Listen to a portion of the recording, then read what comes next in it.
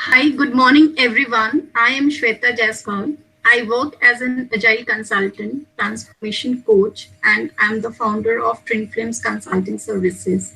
I have worked for 17 years now, majorly with companies like IBM and HCL at various roles. I am a recognized personal agility ambassador and coach from personal agility. I'm passionate about traveling, connecting with people, serving community, learning and sharing. I've been part of many conferences as a speaker, organizer, mentor, reviewer, and that's a short introduction about me. Now we have great panels here, and we are going to talk about independence and liberation, a perspective for everyone in today's event. I'd request all the panelists to start with their self introduction. So I would invite Namit to please talk about himself. Sure. Thanks, Shweta. Thanks, ANI, for having me here. A very good morning to everyone attending. So I'm Namit Agrawal. I'm currently based out of Noida. I come across with 21 years of service and product delivery experience. Most of it has been in project management. I am practicing Agile for several years now.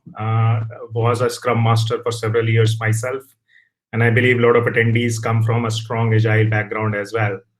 I have been involved in transforming organizations from waterfall rapid application development models to agile. So, like, kind of seen the whole transformation to the agile world.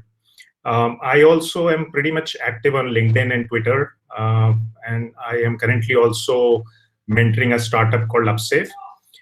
In terms of community, I think it is no stranger to us. We at Srijan are a strong Drupal community, and we are the second largest contributors in terms of Drupal. So can appreciate the work which ANI is doing in terms of bringing up this agile community. So that's about me. Thanks. Thanks, Namit. Now I would like to invite Anmol to introduce herself. Good morning, everyone. My name is Anmol Jalota, and I'm from Noida. I carry around 16 plus years of experience in the IT sector, and I have been into project management for quite some time now. Currently, I'm playing the role of a delivery manager. I uh, got acquainted with Agile a good 10, 11 years ago, something which was very intriguing, very interesting. I have implemented Agile in a lot of projects since, and I think it is the way to go. I am very, very thankful for ANI for giving me this platform to be able to listen to great minds, to be able to share thoughts, and to learn a lot more. I have a passion to interact with people. Now, that is through a lot of forums. I take a lot of trainings in my organization, both soft skills and technical. I love being an MC, and I have hosted a number of events at my organization's level. It is, again, a pleasure and an honor to be here today with all of you. Thank you very much. Thanks, Anmol, and welcome to ANI. Now, may I request Gaurav to please introduce himself? Thank you, Shweta. So just quickly, I've been in this service industry for more than 20 plus years. I think it's been a great journey from the fact where I've been into a strategic planning, and at this point of time, I'm leading the L&D, or the learning and development wing for a Fortune 500 company. I think first of all, thanks to ANI for giving this opportunity. I'm very thrilled, especially with the topic, which is my favorite, as I would say, to discuss and talk through that. So it'll be an interesting and enriching experience. And Anmol, I didn't realize that you also do a lot of learning, so there is some more stuff that we can probably share. And I love the MC part of it, but I'm looking forward to this discussion today. Thanks, Gaurav, and welcome to the discussion today. May I request Nita to come forward and introduce herself? Hi, thanks, Shweta. Good morning. This is Nita. I am the Chief Technology Officer and co-founder of V2 IT Technologies, Gurgaon. I have total about 20 years of experience, both in India and United States. Um, I have worked in different kind of companies where earlier my experience was in telecommunications domain, like Daewoo Telecom, Excel Technologies. And then later on, my experience went into the retail sector, where I worked with different companies like Lowe's Home Improvement, Cognizant Technology in United States. For the past 5 years, I have been taking care of the project deliveries in V2IT Technologies and also take care of the administration, HR, and finance of my company. I have traveled different places. I have stayed in different cities, so I got chance to meet different people of different culture, having different living habits. My passion is dance. I like to play puzzles. I like to have a quality time with my kids where I'm helping them in their homeworks or just be with them in their hobbies. So thank you, and I'm honored to be part of this forum. This is my first time that I'm speaking here, so I'm a little nervous too, but this is what I'm looking forward to. Thank you. Thank you, Nitu. And we in ANI. May I request Vibha to introduce herself?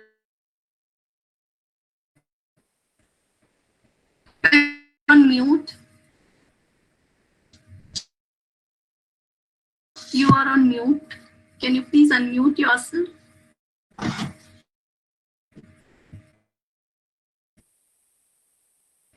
Vibha, can you please unmute yourself? We cannot hear you. Okay.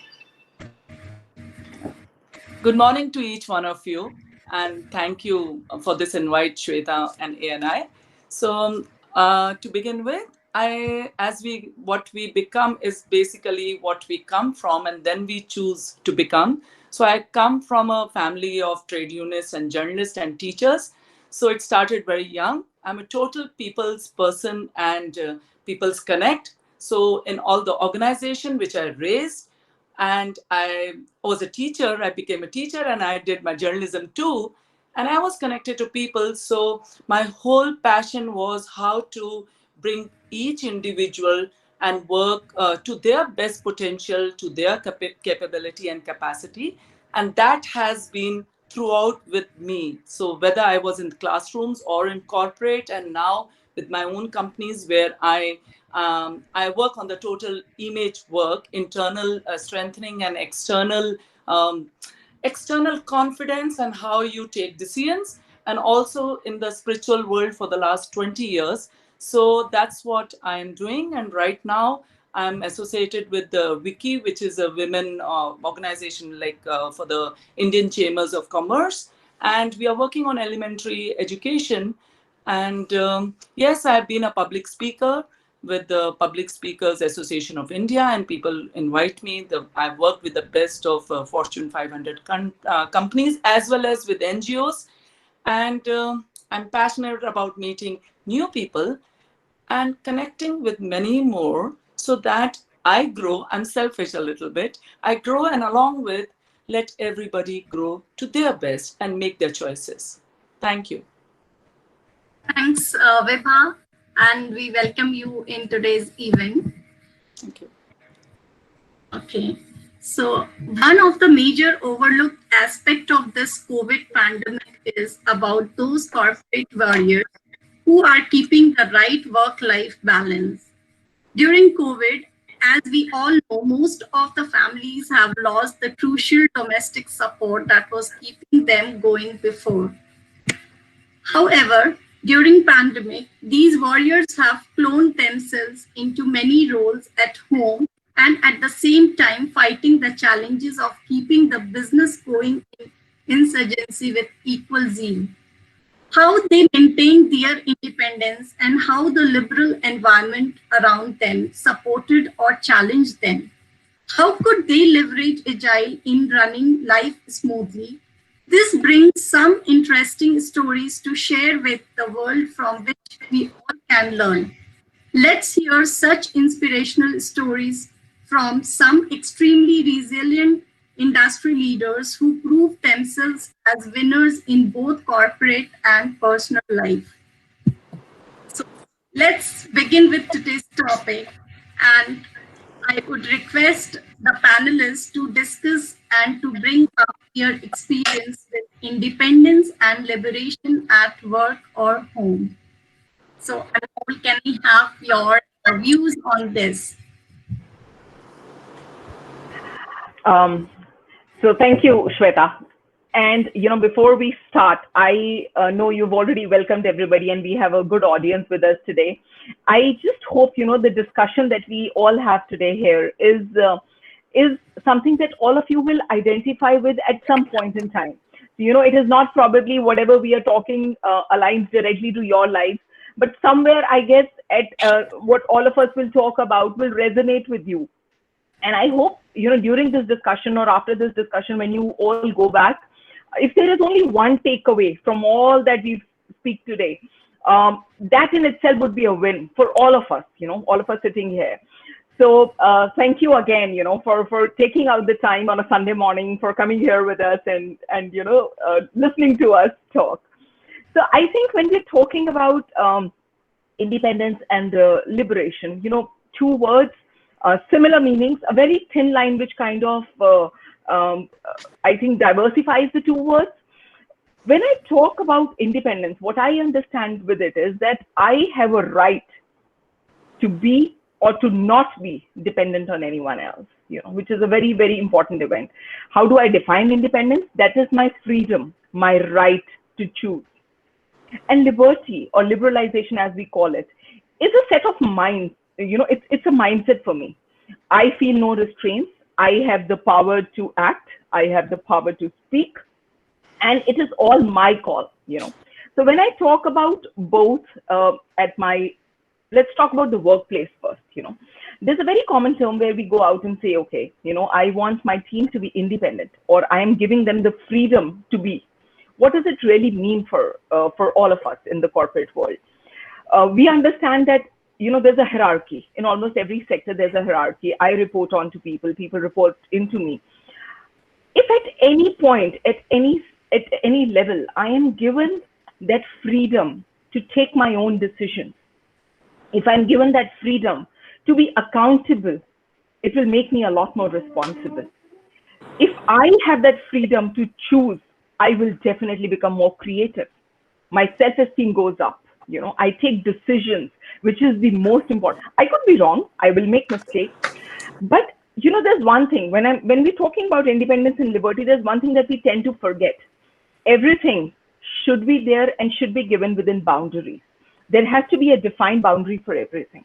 So even in the workplace, everybody is given the freedom to choose, freedom to do, freedom to act, but within certain boundaries. And at home also, I have 2 kids. I give them the chance to be, the chance to choose, the freedom to have, to think. You can think in the box, you can think out of the box, but the ability to be able to think is liberalization. The way you have been brought up, the way your mind works, the way your values work is your liberal attitude. But then the freedom to put those liberal attitudes to use is the freedom that you have. So that is what freedom, independence, or liberty means to me. Absolutely. Thanks for your views. Amit, can we have your experience with respect to independence and liberation? Sure. So the way I look at independence is more of it as a physical construct. To me, independence is more basic. And if I were to map it to Maslow's need hierarchy, I would say that is something which is like given in today's environment. Now, there is no question that independence needs to be there. So it's like pretty much basic. And we as leaders and managers need to inculcate this as a basic need, which our organization should have in terms of employees really being able to express that expression of independence. And connecting it to what Anmol said, I think she said a very key thing in terms of ability to make mistakes. So I think that is one key thing which I would call out is from what a corporate perspective we have started to do is we have this concept of being vulnerable. So we as leaders and we as managers, we stand up and we tell employees that I am work in progress. And like I am work in progress, everyone in the organization is work in progress, which means that you are free to make mistakes. No one is perfect. Go ahead and do what you need to do. Don't be constrained. Don't look at any boundaries. So that is, I think, one of the key concept of being vulnerable, which I think as a organization we are practicing. From the liberation side, I think I look at it as a more of a cultural and a value construct. It's a belief system which an organization has. So it's a higher order need, as I put it, in a corporate context. And that's in terms of, we look at that in terms of not having any biases or preconceived notions in terms of treating one employee with another employee. So that is liberation to me in a corporate setup. And coming to home environment, I think if I'm able to teach my son to cook, and if I'm able to teach my daughter financial independence, that is liberation to me. And when I apply independence at home, then if I'm able to do what I want to do and not what I need to do, that is what is independence to me at home. So that's where I'll end it. Yeah, absolutely. Neetu, can you please share your views on this? Thank you, Rita. It's a great learning already from Anmol, Namit. Uh, Actually, I think we all have been lucky that we come from liberal families and we have been given great independence. All my life, I have taken my own decisions, be it education, career, I would say my family life or the travel. And I have always been supported. So how did I get this support? This is because my family has been liberal in thinking, liberal for girl education, liberal for me working in different areas, traveling to different countries. So because of that support, I can say that independence is achieved, and we enjoy that creativity, we enjoy that boldness in our actions. That same attitude I try to bring in my company also, where we give freedom to our employees, we give a warm welcome to our new joiners, and they have the freedom of speech, they have a freedom of thought.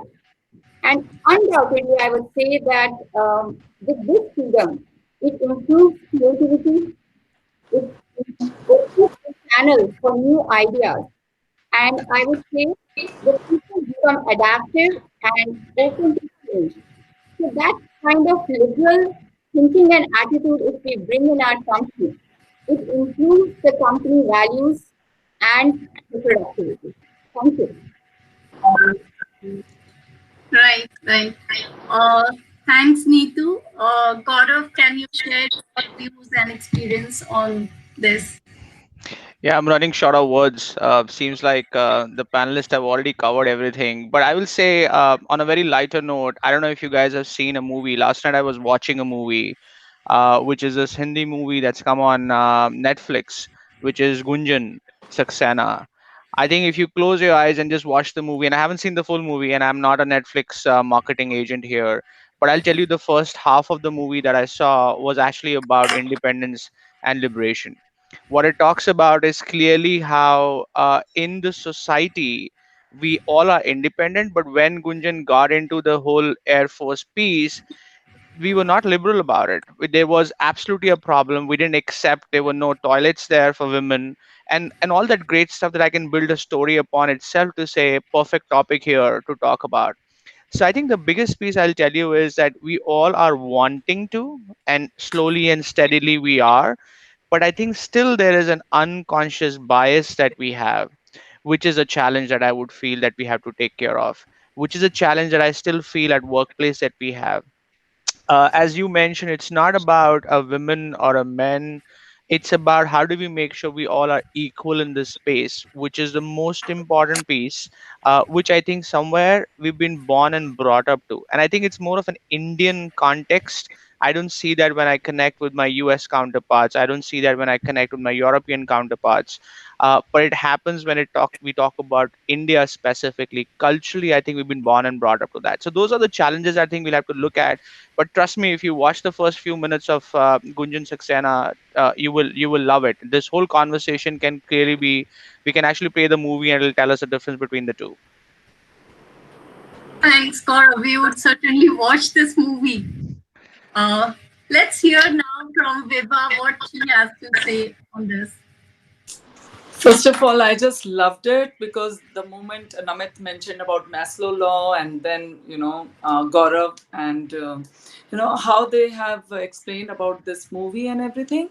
But as I am connected with healing modalities for 20 years, and I found that similarity in that pyramid of Maslow's law and the chakra theory. So I would just like to say that it's a pyramid where we are codependent first, right?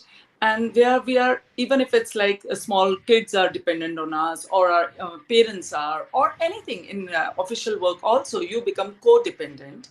And then the dependency comes, and codependency brings insecurities, right, for the basics.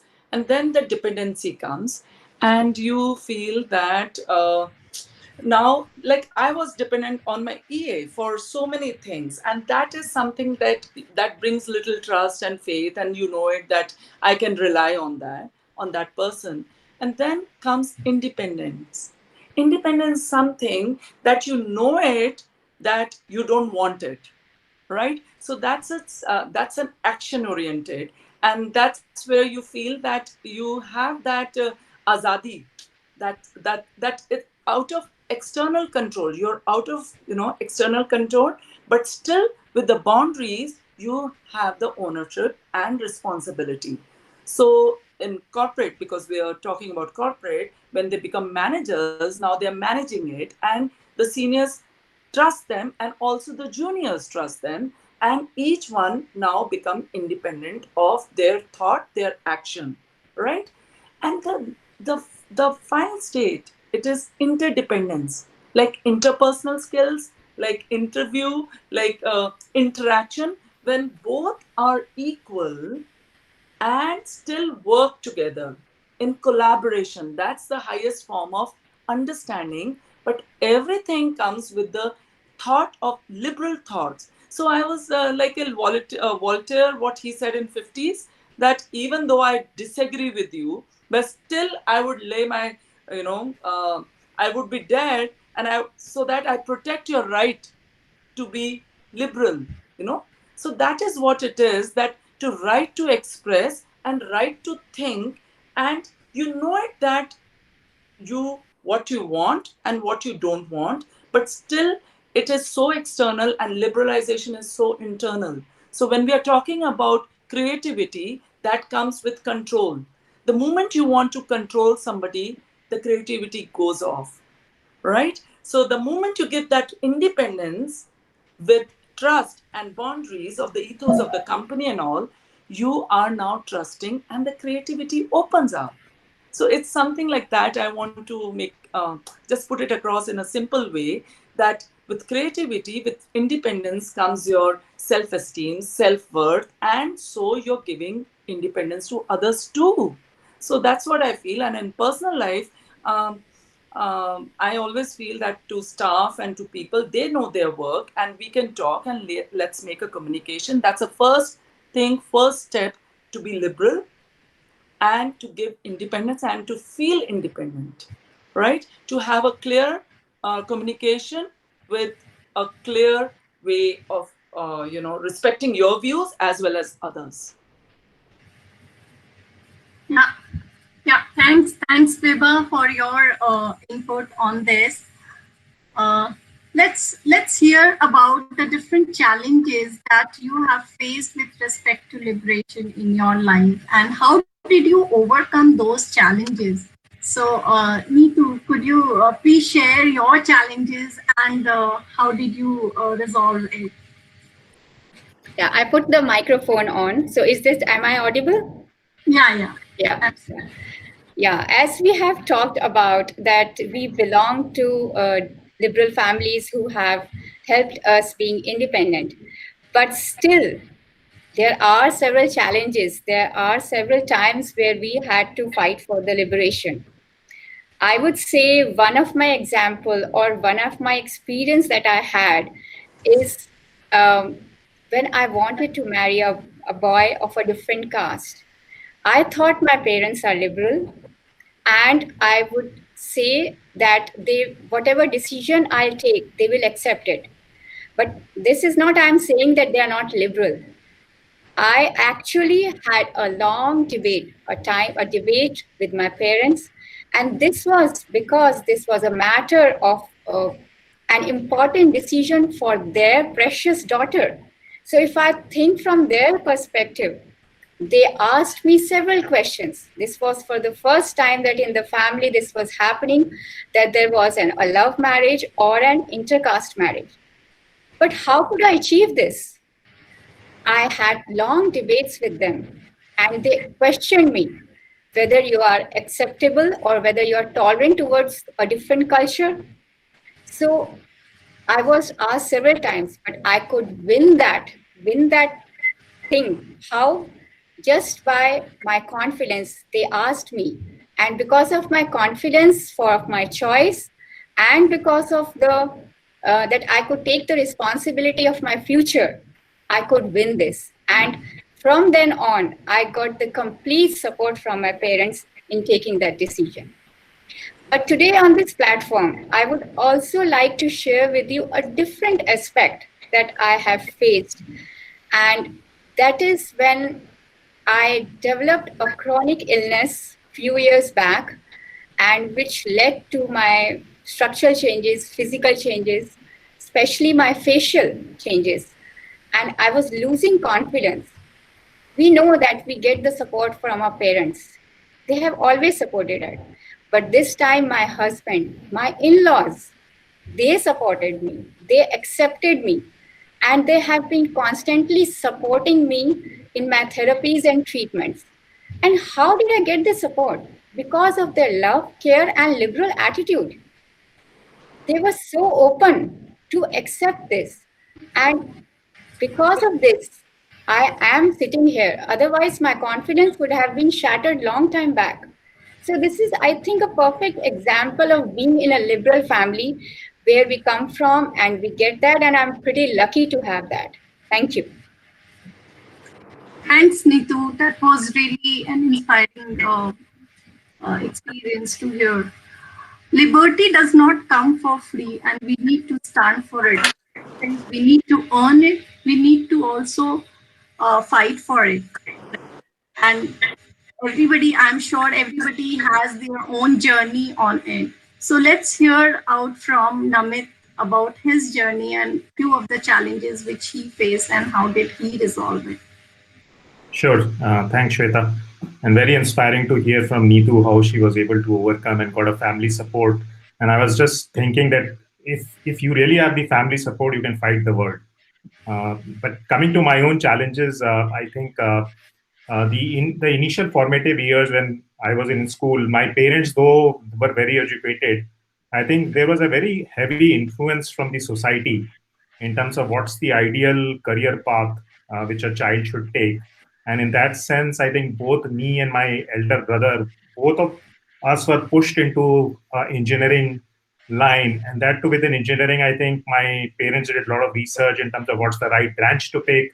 And again, there was a very heavy societal influence in terms of even picking a branch of engineering. So for example, at that point in time, my parents were told that let your kid pick up mechanical engineering because mechanical engineering is an evergreen branch. He'll immediately find a job. Searching for job is not going to be a problem. So there was no concept of looking at an interest or even asking your kid as to what really interests you. So I scored pretty good in biology and my marks in maths were not that good. So that was my first key challenge. So even though now I have made peace with it, but my brother went on and he created his own path. So he left engineering and he went to US, did his MBA, and he's now working in a private firm. Though as part of career path, he did engineering and he was part of the custom services. So he was able to break free. So within my family, I've seen an example in which there was a initial challenge, and by believing in ourselves. So coming on the solution part of it as well, I think the key way to overcome this is having a strong belief in yourself, and you are the solution to it yourself. So you have to like believe in yourself and take the first step. The second challenge I think which I have faced is, which I think a lot of us face in corporate life, is in terms of being slotted in your roles. So I, as a project manager, maybe slotted as a project manager and probably will not get business development opportunities or a business analyst opportunity. So that is something which I have faced, that you typically get slotted in your roles, and that's what kind of inhibits your independence and it inhibits your liberation, because you like can kind of typecasted, as you say. So that's the key challenge. So a couple of things I think which help to overcome this is open communication. So it's very important to practice the expression of openness. So be open about what's going through your mind. Communicate openly with people around you. So that helps. And being self-aware in terms of what are your capabilities and having a strong belief in yourself is what I believe helps overcome these challenges. Thanks. Thanks, Namit. So what I gather from your talk is self-belief, open communication, and self-awareness are the key points which we can practice to overcome these challenges. Correct. Let's hear out from Vibha. What are your challenges? Okay. Great. So, in the corporate world, because we started a company, and from 1 person to 1 rupee, when it crossed 100 CR, and with 5,000 people with us, and you come from the a liberal point of view, you have this strong belief, and daughter of trade unionists and teachers. So you're a philosopher more. So it's something like we were creating things and all, but I was very particular and coming from army background too, so we were very particular that even in that hierarchy, we had to keep that independence, that people could choose. So when we were hiring people, I would ask them, make my HR ask them that if after a year or so they wanted to go and work in another department also, sometimes, because it's not only what you put it on the table as being in the corporate, is also how you make the person, the employee, feel value add in their lives. It's like in any relationship, it's not only what I do to you, but what I tell others behind you, and how I make you feel about yourself is more important. So I had practiced that, and I always wanted it. The challenge came when we had one of the senior we had somehow missed out, and how narcissist characters come up and all in our lives. And that was a challenge, that he wanted to control everything. And that's how we had to break that no, the ethos of the company is more important than playing up. So that was one challenge. And another challenge was when we were from scooter to coming to the best of the, buying the best of vehicles, or going to the holidays and whatever for my sons. That was a challenge for me as a mother, that how it is like in societies, our societies, and especially in North India and otherwise also, when there's a shift, you have to keep them grounded. So I always thank my learnings and the mentors I had, that to a foot on the ground, and there you can rise high and touch the sky. So I was like very particular that I was open to communicate and talk to them, and as they they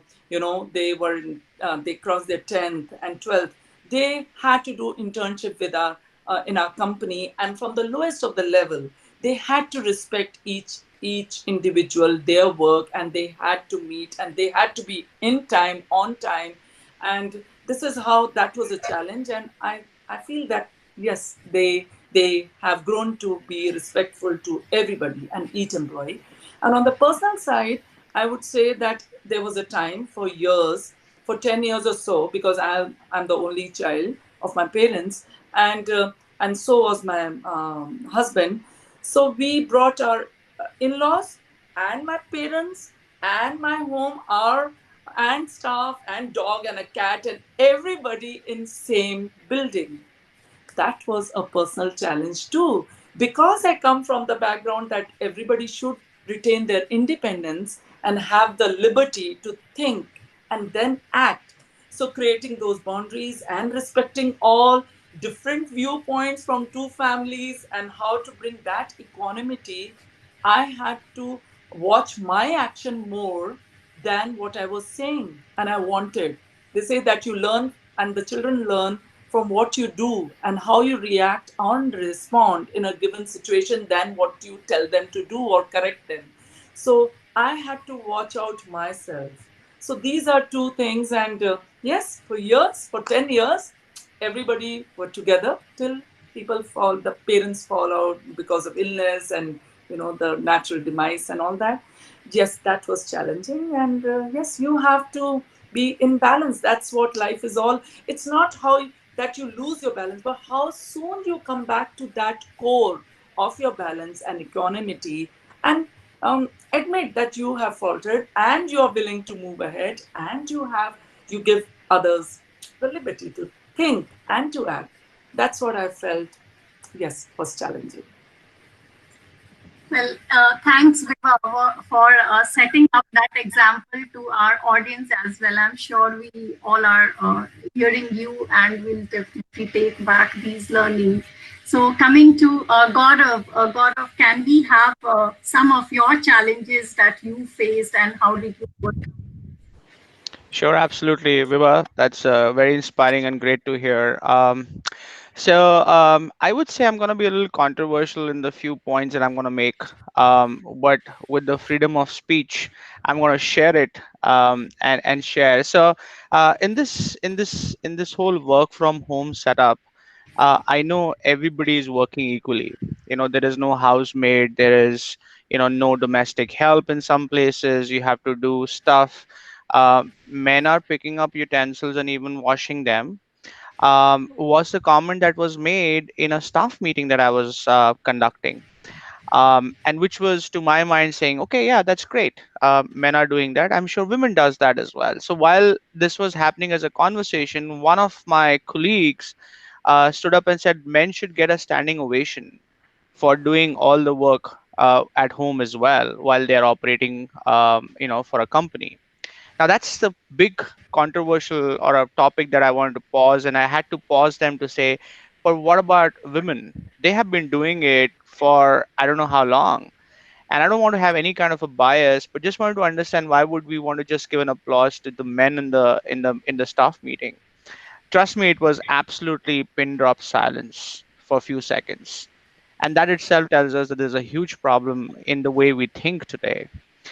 We have started to think about being equal or trying to do things, or men are considered to go to work and work, but women who are working and also managing home and managing kids, Anmol, as you mentioned, are not considered the same, but men are considered differently. I think that's the piece that I would call out as a big challenge.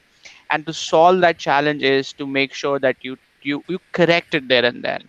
I don't think so. It was a problem with the person who said give a round of applause. You've seen a lot of WhatsApp messages which talks about this. You of course smile on it, but I think we haven't stopped. We haven't paused. We haven't raised and said, okay, hold on, that's not fair. And I think that's the challenge that we need to overcome. That's the piece that we need to make sure that we have to take care of. I'll give you another personal example. I have two boys. Namit, I saw your cameo appearance of your son, probably, who you were trying to shoo away. Mine are sleeping right now on a Sunday morning. I think the other piece I'll tell you is that my son fell while he was cycling or something, and my aunt came and said, "Beta, chup ho jao, ladke rote nahi hai." Now, it, I mean, there is nothing wrong. I have heard that myself in the past too, but I had to correct them to say, I mean, what do you mean by that? And that's where, I mean, say these are some challenges that you have to probably think as an unconscious bias that it's coming in from the system, the society, the family, or from the way we are born and brought up, which is what we need to pause and probably talk, which is where we'll be able to overcome them. So those are the two that I wanted to share, Shweta. Thanks, Gaurav. This you have beautifully pointed out unconscious biasness. It's always good to talk, but difficult to practice, isn't it? Let's hear Anmol about her challenges, her piece of challenges, and how did she overcome those. Thank you, Shweta. So, it was, and honestly, I was listening to Neetu and then, her share of challenges. That is something that takes a while to come out of. And, she's right. Something that affects you personally, because honestly, we may not believe it.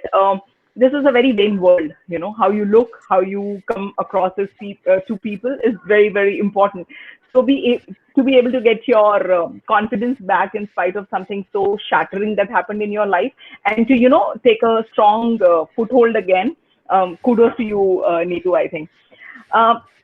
For me, fortunately, I have been brought up in a very liberal family. Now, what do you actually mean by a liberal family is where I was given all the choices to be, like I say, and it's a very favorite line that I use, is that I can choose, or I have the choice to choose, which is very important. So my parents had always been very, very open with me, So I've also had an intercaste marriage, but I think that was never a point of contention. I found this guy in college, in school rather, and I walked up to my dad when I was pretty young and I said, I want to get married to this guy. And my dad said, okay, fine, we're okay with it. Hang around for a few years, see, you both study, finish your studies, and go ahead and do whatever you want to do.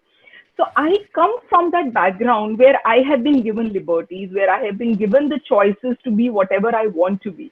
My career, like Namit said, it was never a predefined path, He said, whatever you want to do. So there was a point in time where I wanted to go out and do languages, and then I was very fascinated by computers. And then there was this, big tussle in my mind. What is it that I exactly really want to do in life? And then I took a turn towards the computer, the IT sector.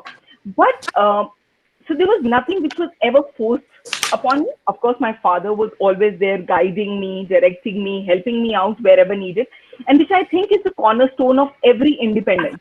You need people to show you the way. See, you can't know everything else. Everything in this world is not that you know. You need people to direct you. You need to be able to take out the best of it. So I moved on. But now I have two girls, So I see a lot of you have two boys. So coming into this society, having two girls, trust me, is a challenge onto itself. We don't really believe it, but I think we seriously still live in a society which is very male dominated. Not in terms of males dominating it, but in terms of a mindset which is very male dominated. Now, I am a single child. I'm a girl. I have two daughters. I don't have a boy. A big challenge, where you have to go and fight the people to tell them, no, I'm not sad. There's nothing wrong with my life. I'm very happy. My daughters have the same choices that I had. So I think that's a huge challenge to change the mindset. And trust me, this conversation is not about empowering women. It's not like just that the women have the challenges.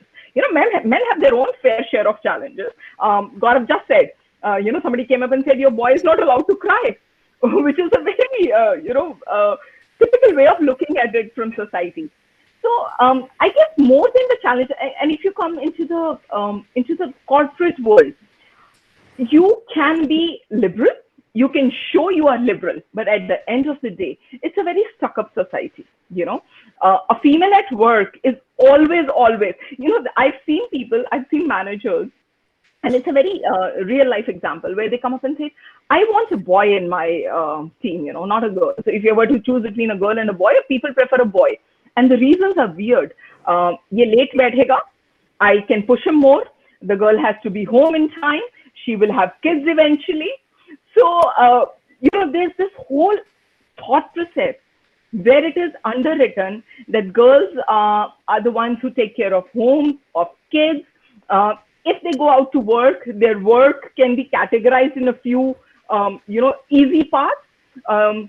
Like, for example, in IT, there's a very common saying, girls, why don't you go and do testing? Easier for you.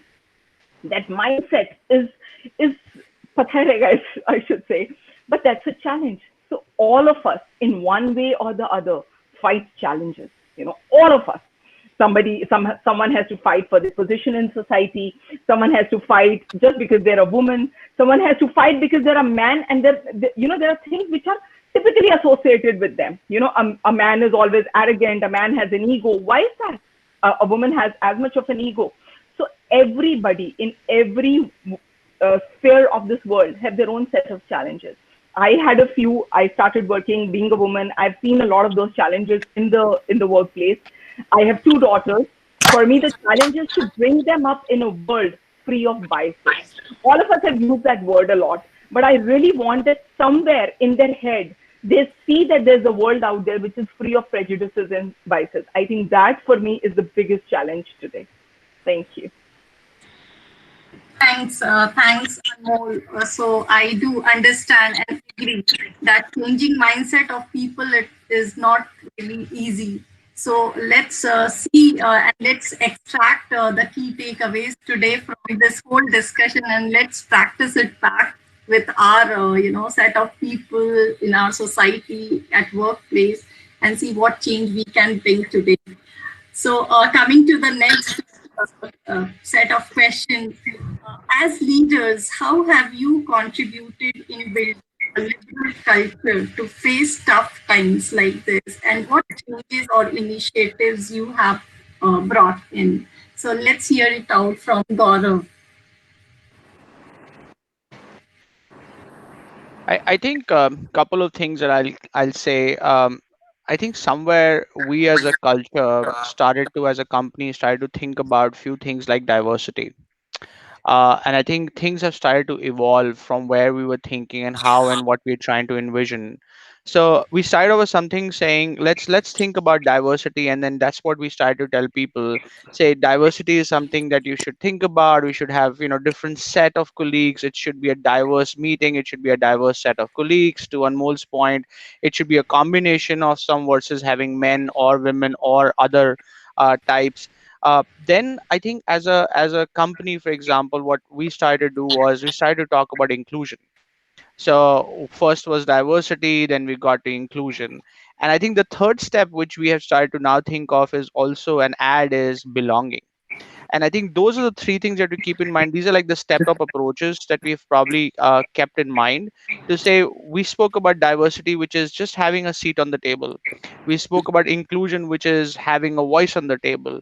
But now we're talking about belonging is to have that voice that is being heard, which is an important thing, which kind of connects back to our topic today to make sure that it's just not about having something for the sake of it, but having that belonging to be a part of the system, meetings, a hierarchy, or whatever that be in the organization. And I'll tell you, we've also what we've done is we started to keep a little bit of a combination or a test on numbers to see how we're really doing. Are we, when we talk about diversity, for example, in a senior leadership roles, what percentage of senior leaders are really there in the SLT as you think about it? And those measure of success, as we think about, are some things that we started to see and test upon to see if that's really happening. You will see there's a huge gap, at a ground level. You will have the right set of diversity or inclusion or inclusivity, but there is this whole mid range where you will see it's largely dominated, for example, by men. And again, I'm not talking about men and a women question here, but it's very important to give that equal. As we talk about liberation, we have to be equal and give that equal opportunity is what I'm referring to. Yeah, yeah. Thanks, Gaurav. Let's hear out from Anmol how you have contributed in building a liberal culture. So Shweta, there are two things that I always go by in life. I think one is leading by example, which is the prime, which should be the cornerstone, which should be the foundation for everything that you want to do in life. I lead teams. I have two kids at home. If whatever I'm preaching, whatever I'm saying, I am not putting it into action, there is no point of me even thinking that a change can be brought about. I could, words are the easiest, trust me. If you have a command over the language, if you can use good words, you can form great sentences. It's the easiest job on the world to sit and preach. But the more difficult part, or I would say the most difficult one, is to put that into action somewhere. So what I believe in is that you set an example. Do what you want others to do. You sit with them, you show them, okay, this is what is expected in any situation. And there could be a problem. There are 10 solutions to a problem. How would you react? I want somebody to sit, and that's a very very common example. I want my team to, there's a delivery, I want them to sit till 10 and deliver. And where am I? I'm sitting at home lounging. Maybe my team will do it once, twice, just because I'm a manager. I'm asking them to do it. But will they do it every time? Will they do it with their full hearts? No, they won't. So be there with them. Be there with everybody in every situation. That's the first thing. The second that I genuinely believe in is the capability that you develop to listen. Listen to the people. Listen to things around you. The better a listener you become, the better you can resolve situations. There is only one way to resolve any situation. That's through communication. And the first step of a communication is to listen. Listen well. Understand the problem. Do not be in a hurry to give solutions. Do not be in a hurry to tell them your opinion or your point of view. Take a step back. Just analyze the holistic situation. Listen, form an analysis, and then go and tell what you want to tell. Trust me, it helps everywhere. Like Gaurav just said, there's diversity, there's inclusion. Inclusion, I believe, is the key here. When everybody feels that you are a part of the same problem, you are a part of the same thing, trust me, the accountability grows multifold. Then you are not the only one trying to find a solution there. Then everybody is pitching in to find a solution. So, if we come back to our topic and try to relate it to that, it is that, like I said, the freedom to be, the freedom to choose, the freedom to think. And they have to see that in that freedom, you are all together.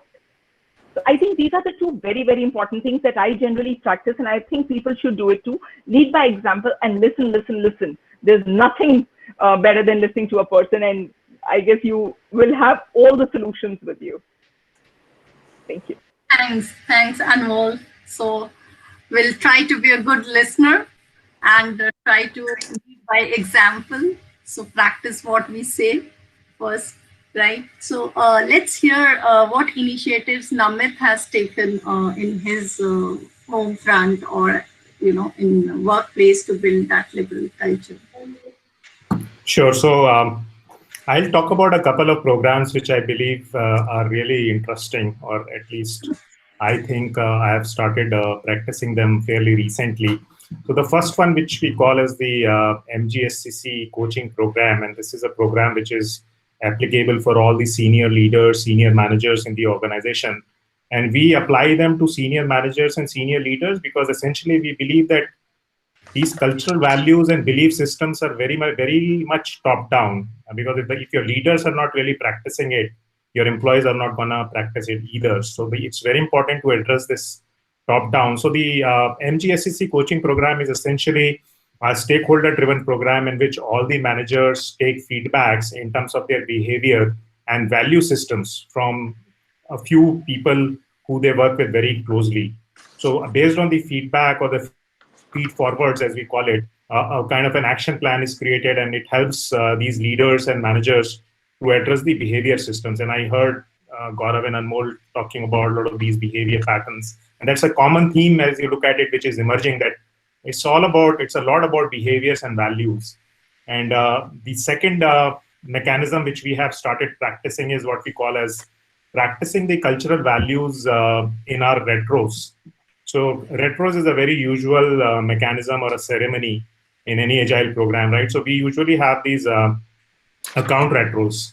So in account retros, what we have started to do in the last 6 months is we bring up these 5 cultural values of Srijan, which is in terms of being responsible, being authentic, being vulnerable, being long-term, and guru. So what we do is that we, in the retro, after the usual what went right, what went wrong is done, we bring up these values and we ask people, we do a roundtable and we ask, okay, what value came out? I mean, let us discuss one example in which we demonstrated vulnerability to the customer. Yeah, let's discuss one example in which we demonstrated authenticity to the customer. And this essentially brings up and addresses that value system, which I think all of the panelists are talking about. And we normally do a lot of knowledge sharing in projects in terms of skills, in terms of hard technical skills, which are common across, but we rarely share value systems across projects and across teams. So that I think is something unique which we have started to do, and it is showing good results as well. People's connect with value system in the organization has increased as a result of that. Coming to the home, I think couple of things which we do in terms of independence and liberation is teaching our kids to think. I think that's what we try to do. So instead of telling them what to do, we are like trying to teach them to think so that they can then take their own decisions in the right manner. And second is we are trying to create a participative culture at home. I mean, we've talked about inclusion, right? So why not bring inclusivity at home itself? So so I related back to the initial comment which I said, why can't my son learn to cook? So that is participative culture at home. And lastly, in terms of society, I think one important thing which all of us should start doing is bring up your point of view. And I think that brings up a lot of inclusion and independence and liberation, because if all of us start bringing our point of view, that can bring that paradigm shift in the society as well. That's pretty much. Thanks. Very insightful thoughts and approach to initiatives started. So I'm sure this practicing cultural value, this is something which I'm going to take it back with me and especially practice this in retrospectives with my team.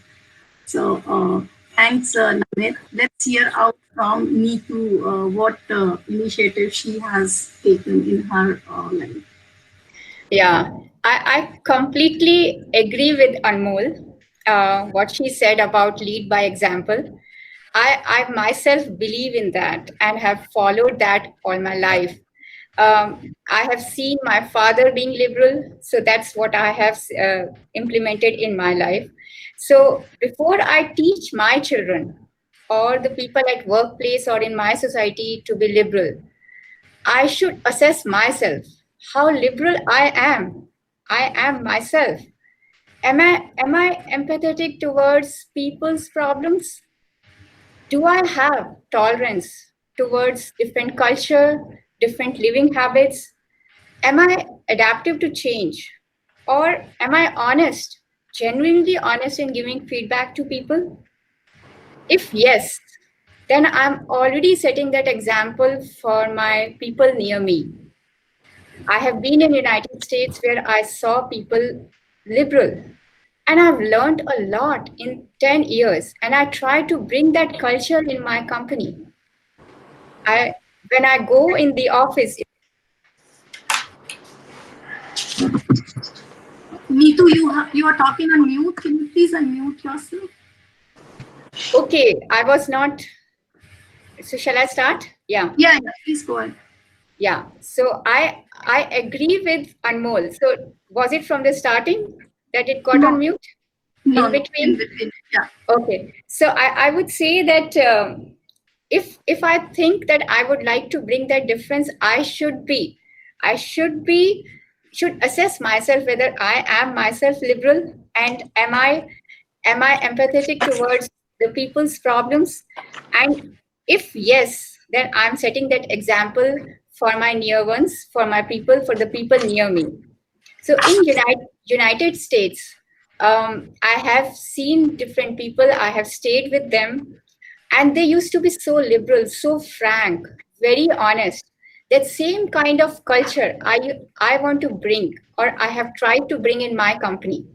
When I go to office daily with a big smile, with a greet in the morning, and also when I have lunch with my employees, or I play or even celebrate together with them. That's kind of a bringing a liberal attitude or liberal culture in the company. Same way, my children, they see what my behavior is with the maid, or whether I'm truly honest with my friends, with my in-laws, with my friends. So that's what they learn from me. I don't have to teach them. It's just they watch me and they can learn out of it, just the way I have learned from my parents, from the society. So lead by example is what I would say that I believe in, for bringing the liberty in the society, a liberal attitude in the society, at home and at my workplace. Thank you. Thanks, Neetu. Thanks for those insightful initiatives that you have taken. Let's hear out with what initiatives, what has she applied in her life. God. First of all, I have to tell about this man-woman thing. I have to tell a very beautiful, sharing. My son was small, and always there was this two girls who would always score 1 point more than him, even in the grades or anything. And one day he said, I don't know why Banika and Anushka always score more. I don't understand why girls score more than us. So I said, because it's okay in one mark or two, it doesn't matter. Whoever is coming has worked hard, and that's it. Whoever, why girl and boy think. And as a youngster, he's telling me, very young boy, he said, because I don't understand, what will she do? What will she do? I mean, after scoring so much and coming first, ultimately you're more educated than Papa, but whenever required, you are sitting at home. You took off, you're going to the company and still at home, and you're taking us for all the hobbies and classes, and you're taking every responsibility. Why do you need to come first? Ultimately, it doesn't matter. And that was such an interesting thing. Anyways, years later, he does his psychology. He chose to be in music industry and everything. And he's 26 now.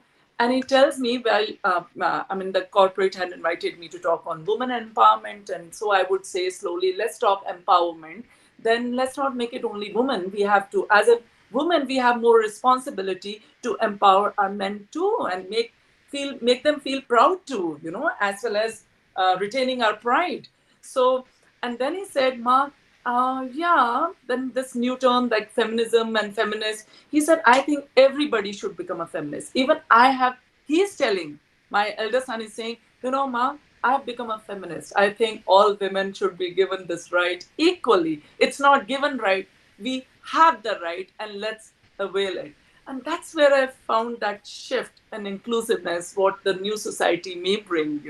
There's no difference in man and woman and gender and sexuality and sex, whatever, and the roles, because, and especially this COVID time has brought this, all strengths together and families together, or work more or less and valuing each other.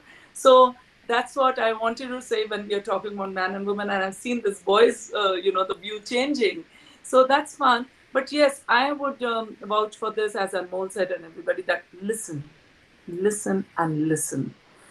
It's something, it's not only listening to people, it's listening to everything around our environment and, things around. We communicate to our office, our desk, our car, our houses, homes. Once you start listening, you start receiving things.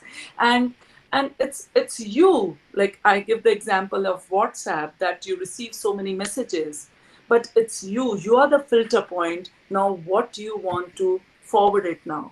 So you're the churning point, you're the in the now, that you can choose to not forward what you don't want and what you don't like it, and you can choose to forward what is doing good and what you feel. So you are the movement, right? So this is what I feel. And then action, and I always felt that action and fear define us. So whether you're codependent or you're dependent and the fears are there, but your fears define you.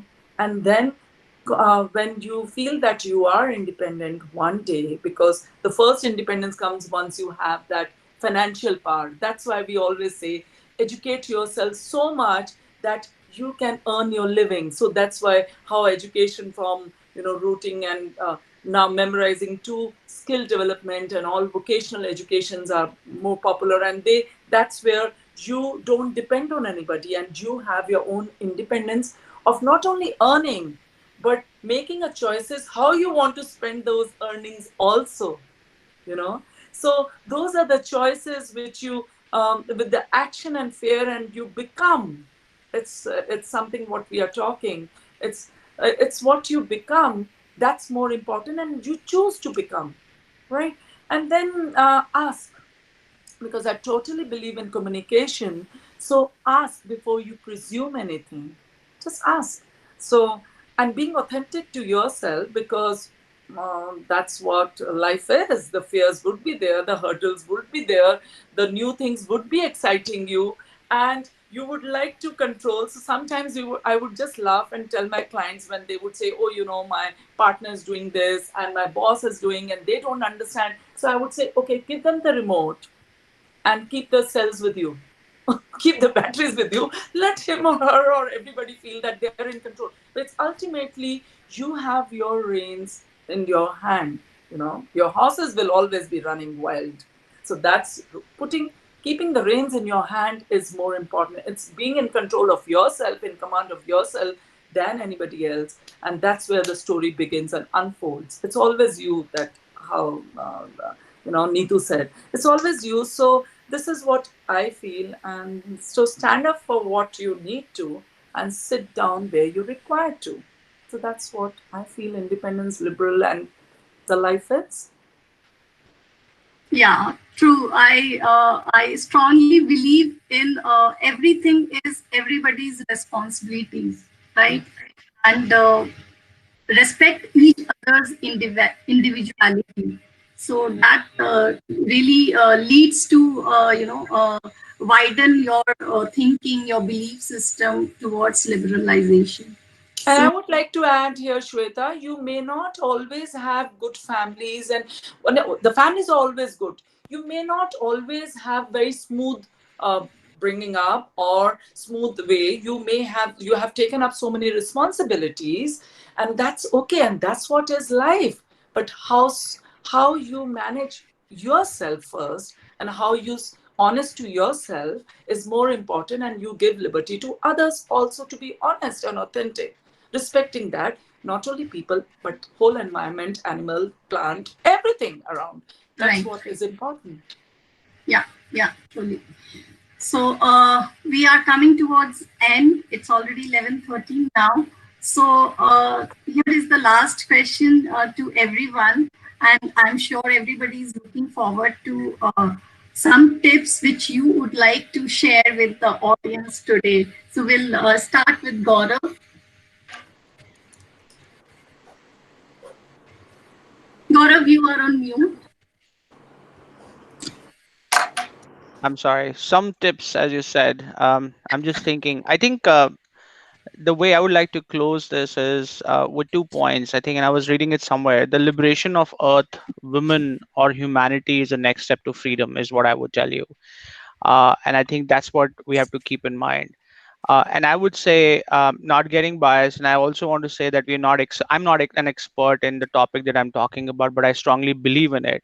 But I would say women are the largest untapped reservoir of talent in the world. So, if you have to keep that in perspective, you have to keep that in mind, which is just the opposite of what we've heard, which is opposite of what we've been brought up to, which is the opposite of how we've been thinking about this in the society. As Anmol mentioned, having girls versus boys, you'd have to keep that away. I think that's what I will leave you all with.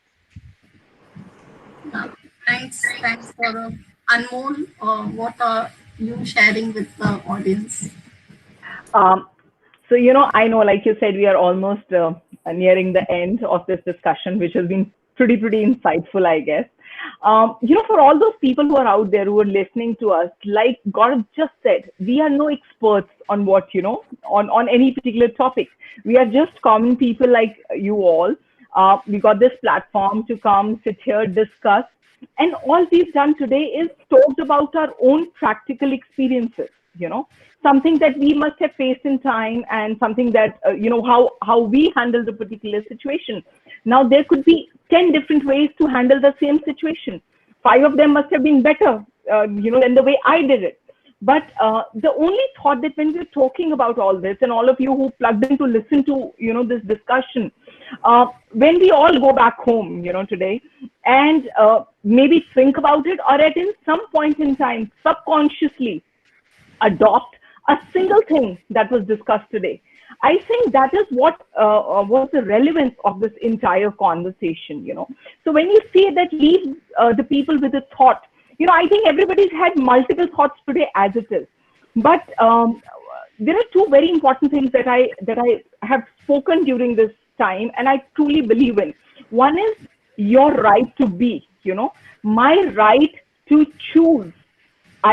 Irrespective of my gender, irrespective of any background that I come from, I have the right to choose, guys. I may be an uneducated person, I may be a laborer, I may be very, very high up in the corporate cycle. I have the right to choose. And I have to ensure that I'm passing on that right to choose to everybody wherever I can. My society, my office, my children. But the moment I talk about the right to choose, I have to be very, very perceptive of the fact that I have to bring a value add. My right to choose does not give me the right to choose things that may impact others negatively. You know, as long as my life is getting better and I'm able to bring a positive change somewhere, I have that right. Don't digress, guys, ever. That's the first thing. And the second, which I've spoken before also, always preach what you practice. You know, it is very, very easy to say things, and it's an altogether different matter to actually come up with the same things in your actions. I want to bring up a change. I want to bring independence. You know, that's a big statement to make that I want to make, but I want to make sure that, you know, I'm bringing that change in the small circle where I exist. And that can only be brought when people look at me, see that I'm doing the same things that what I'm talking about. So guys, when you go back home, always believe in one thing. Whatever you say, please put it into action.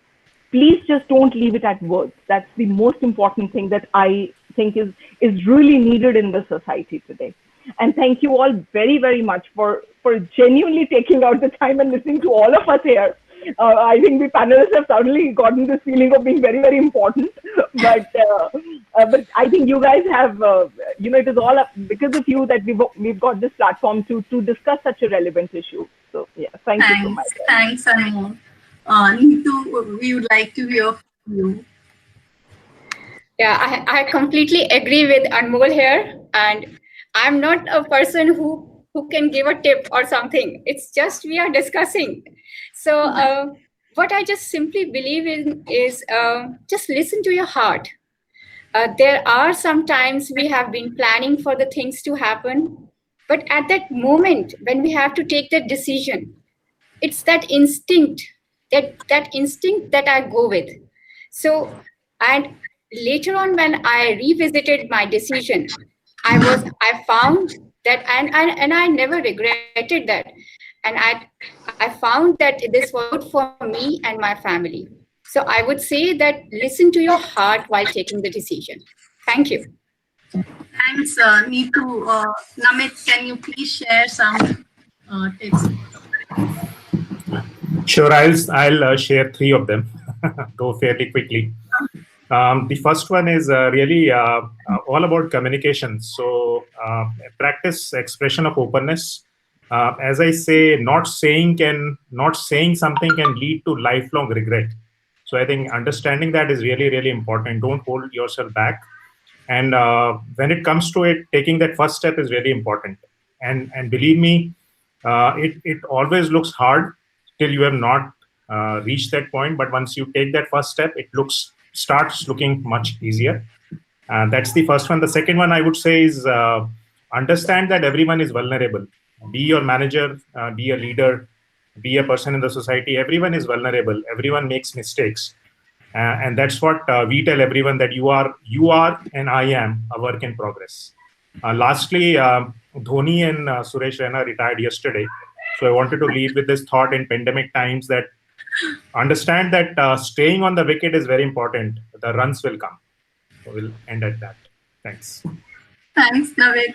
Let's hear from Vipin. Yeah, it's so interesting.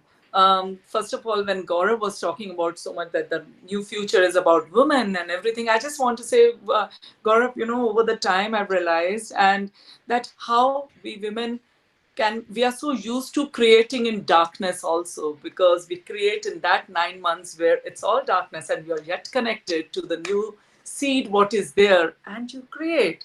So we know, we have that knack of, we can see with the eyes closed. So that's something, yeah, I agree with you. Let's see, because a man is within the woman, it's like as the words and the nature is.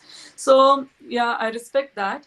But what I feel is, when we are talking about independence and liberation today, it's between the haves and have-nots also, whether you are independent or you're in liberal in thought and you are independent to choose, right? So it's not only when you don't have anything what you do, but what is more important at testing is when you have it all, what you do and how you do it. That's when then we hear it, whether in corporate or in personal life, that, oh, the person has changed because now that's important, whether we put it with our kids, with our children or employees or anybody. So when you don't have, it's one thing how you strive it, but once you reach it, whatever you have decided and you have made it and it works out for you, then what you choose and how to think and how not to think, what not to think, and not to give so much of attention to. So whatever you give attention grows. So you give attention on independence and being authentic to oneself. You give attention, then that means you respect, and you are letting others to be authentic to themselves also, right? So when we are talking about being kind and vulnerability, so be kind to yourself because you can falter too. So and be kind to others too. They can falter too. And let's co-create. This is a time of collaboration, co-creation, and everything. It's becoming not codependency, but co-creation on the higher level, right? And I feel that, don't take things too personally also, because things would happen. How we choose to see it and, go backwards. And from the third eye view of perspection and perceptions, that really matters. And what you do really matters. So dare to choose and let others choose their life and being authentic. And that's what I feel. Yeah, that's what I believe and I feel and I do. Thanks, Viva. Thank you so much. And I'm opening, we are not left with much time. So we are just, we'll take a couple of questions from the audience. Genia, are you keeping a note of the question? You can just put the question to the audience, to the panelists. Yeah, Shweta, thank you. I'll just read out a question. So we can take one or two, not much, as we don't have time left. So the first question is from Sarah. With respect to liberalization, how do you segregate between command, consultative, and collaborative leadership, and how are you applying in your work? Is liberalization the only cue, or what will suit where? So, anyone want to answer? I can quickly comment on that. So I think in terms of the liberalization, I think the leadership style which is evolving now, and I have seen it being applied, is more of consultative. First of all, you need to be consultative and you need to take everyone along, which means that opinions are important and it's important to take the divergence which is there, but then eventually you have to lead to a convergence. So consult, converge, and then commit. So that's very important, because at the end of the day, what we have seen is that when there are too many stakeholders which are involved in any corporate or an environment, there could be too much divergence and differences of opinion. And as I think Gaurav also believes, it's never possible to satisfy everyone in a corporate setup, right? So it's very important to commit. So we might agree to disagree, but since we have consulted and we have converged, commit to a decision being taken and then forge ahead. So that's what I would sum up as the leadership style in today's time. Okay. So next question is from Sangeeta. We are told not to fix a boundary at work and take responsibility and go an extra mile. We are also advised to support others for successful goal alive. While this is a good sign, but few colleagues take advantages, how far should we consider this? What can be the consequences? So let me take that up. I think there's a very good thing that you've just mentioned, that we should always think out of the box, in the box and out of the box, wherein the more you get a chance to think, the more creative you become in your solutions. But you said there have to be no boundaries. No, that is so that's a way of looking at things. When we say there are no boundaries, there have to be no boundaries in the thought process of coming up with a solution. But trust me, at the back of your head, you have to draw lines. It's very easy to digress.